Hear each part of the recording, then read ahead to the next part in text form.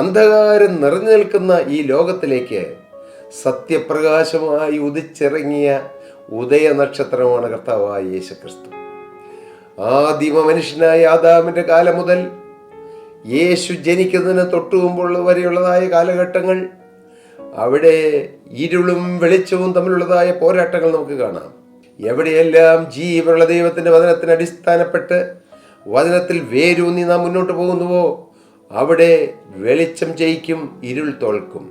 നാം അന്ധകാരത്തിന് ഇടം കൊടുക്കുമ്പോൾ നമ്മുടെ ഉള്ളിൽ അന്ധകാരം വന്ന് വസിക്കുകയും അന്ധകാരത്തിന്റെ പ്രവൃത്തികൾ നമ്മിൽ നിന്ന് പുറപ്പെടുകയും ചെയ്യും.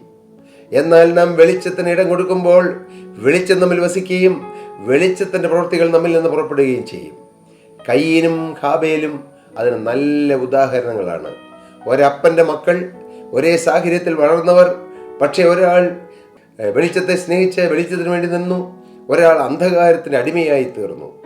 ഉൽപ്പത്തി പുസ്തകം വായിക്കുമ്പോൾ ആദ്യ കൊലപാതകം അവിടെ നടക്കുന്നതായിട്ട് കാണാൻ കഴിയും. ഏത്? സഹോദരൻ സഹോദരനെ കൊല്ലുന്നു.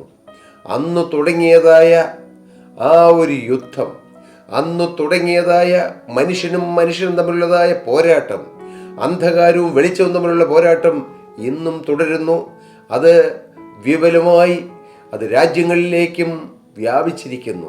എന്തുകൊണ്ടാണ് യുദ്ധങ്ങൾ നടക്കുന്നത്? പാവപ്പെട്ട മനുഷ്യനെ കൊന്നൊടുക്കുന്നു. മകനെ, നിന്റെ ജീവിതത്തിൽ നീ പാപത്തിന് ഇടം കൊടുക്കുമ്പോൾ നീ ദൈവത്തെ തോൽപ്പിക്കുകയാണെന്നുള്ള സത്യം നീ മറക്കരുത്.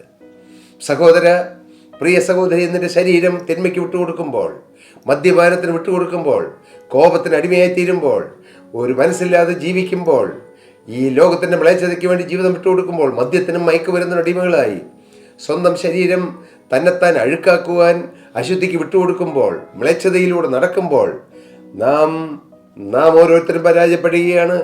നാം ദൈവത്തെയും പരാജയപ്പെടുത്താൻ ശ്രമിക്കുകയാണ്. ദൈവത്തിന് സ്തോത്രം. എന്നാൽ നാം ഈ കർത്താവിനോട് ചേർന്ന് നിന്നാൽ നമുക്ക് ജയം കിട്ടും. എൻ്റെ പ്രിയപ്പെട്ട സഹോദരി സഹോദരങ്ങളെ, നിങ്ങൾക്ക് ഈ ഭൂമിയിൽ ജീവിക്കുന്ന കാലത്ത് ഞാൻ സ്വർഗത്തിൽ പോകണമോ നരകത്തിൽ പോകണമോ എന്ന് നിങ്ങൾക്ക് തീരുമാനിക്കാം. എങ്ങനെ? നിങ്ങൾ ഇരുട്ടിനിടം കൊടുത്താൽ ഇരുട്ടിൻ്റെ ലോകത്തിലേക്ക് നിങ്ങൾ പോകേണ്ടി വരും. എന്നാൽ വെളിച്ചമാകുന്ന ക്രിസ്തുവിന് ഇടം കൊടുത്താൽ ക്രിസ്തു വസിക്കുന്ന വെളിച്ചത്തിൻ്റെ രാജ്യമായ ദൈവരാജ്യത്തിലേക്ക് പോകാനിടയാകും.